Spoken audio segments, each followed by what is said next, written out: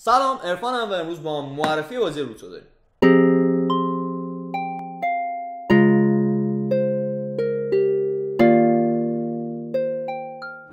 بازی روت بازی که برای 2 تا 4 نفر طراحی شده. میانگین هر داستون تقریبا نزدیک به 1 ساعت تا 1 ساعت و نیم اینا طول میکشه.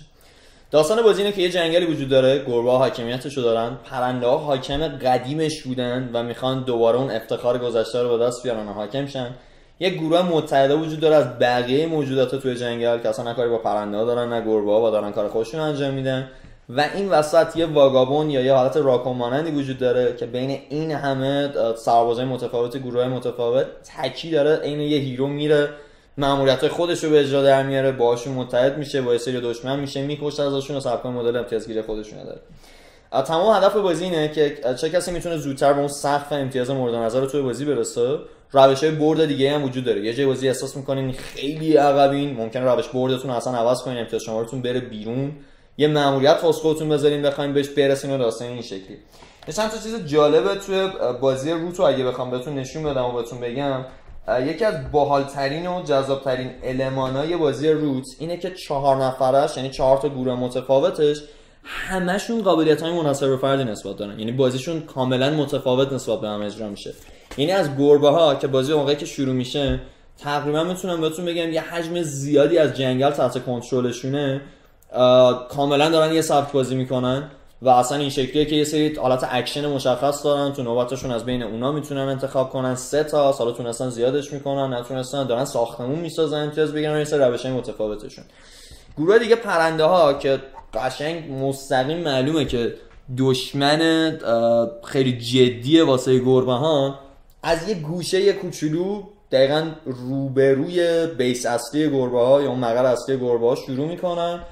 بعد یه چیز مثلا پرنده ها خیلی بالا، اصلا یه سبک دیگه که دارن بازی میکنن هیچی، فرمانده دارن، فرمانده میاد بعد دستور باید بچینی که آقا مثلا این تعداد سرباز اضافه شه، این تعداد جابجا شه، تو این سرزمین‌ها بتونیم ساختمون بسازیم، تو این سرزمین‌ها بتونیم بجنگیم. هر لحظه که با پرنده نتونین قانونا رعایت کنین، این چیزایی که برین فرمانده رو میکشن یا یه جوری انگار استیزا نمیشه بهش چون میکشنش، حذف میشه. خیلی مبتنی بر اینن که باید قوانین اجرا شه. پس اصلا داره یه جور دیگه کلا بازی میکنه، متریالش هم تو فرق میکنه. بعد دوباره الاینسا ما تو بازی که خودمون میشینیم امتحان میکنیم، مثلا روتو بازی میکنیم، همه میگن الاینس انگار یه جوری بمب اتم داره. یه المانی داره به اسم سیمپاتی، یه توکنه کوچولو نماد مشت داره. اینا رو میندازه تو زمینه متفاوت، یه جوری انگار مردم اونجا رو عصبی شاکی میکنه، شورشیشن. بعد شورش میکنه هر چی داری از اون قسمت خارج میشه. یعنی مثلا تو زورتو زدی 10 تا سرباز ساختی گذاشتی توی یه سرزمین، یه سیمپاتی میندازه، نمیتونی اون سیمپاتی میتونی بزنی، یادت میره اشارت یه جوری نمیتونی اونو بزنی، یه جوری شورش میکنه، در سربازت میره بیرون.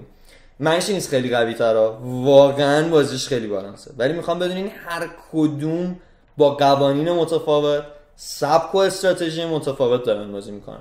و اما شخصیت چهارمش واگابون که یه راکونه، نسبت به بقیه فکشن ها فقط یه دونه مهره داره، فقط خودشه. این وسط واسه خودش باید بره آیتم پیدا کنه، شمشیر پیدا کنه، کفش اوکی کنه، بتونه چای واسه خودش درست کنه که آیتماش بیشتر رفرش شه. تنها کسیه که میره تو جنگل اطراف و داستان این شکلی و اصلا داره یه سبک دیگه بازی میکنه. و یکی از قسمت‌های اذیت داستان این باهاتون متحد میشه، سربازاتون رو برمی‌داره و خوش میبره جنگ.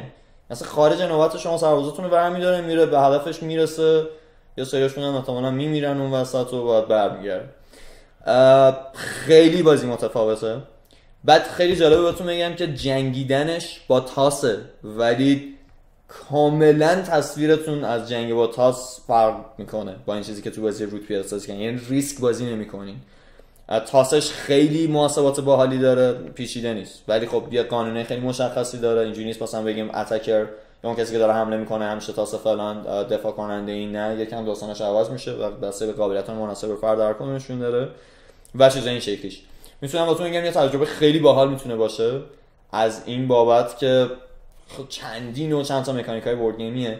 یکی از چیزاش که ممکنه واقعا ازتون تو کارا تو تجربه اول شاید تمام تلاشتون رو کردین، فکشن یا اون چی میگن کاراکترایی که خودتون میخواین باشون بازی کنین رو یاد گرفتین، خیلی اذیت میشین بفهمید 3 نفر دیگه اصلا دارن چیکار میکنن. بماند که خیلی هم احتیاج ندارین که دقیقاً ریز در جریان باشین دارن چیکار میکنن. تا یه چند دست بازی کنین تا بدونین دونه دونه هر کدوم چه احتمالاتی وجود داره، چه کارهایی میتونن بکنن، یهو چند امتیاز میتونن بگیرن و هر کدوم هم مورد این شکل. امیدوارم امتحانش کنین و هر فکشنی که هستین به اون هدف مد نظر توی جنگلتون برسید.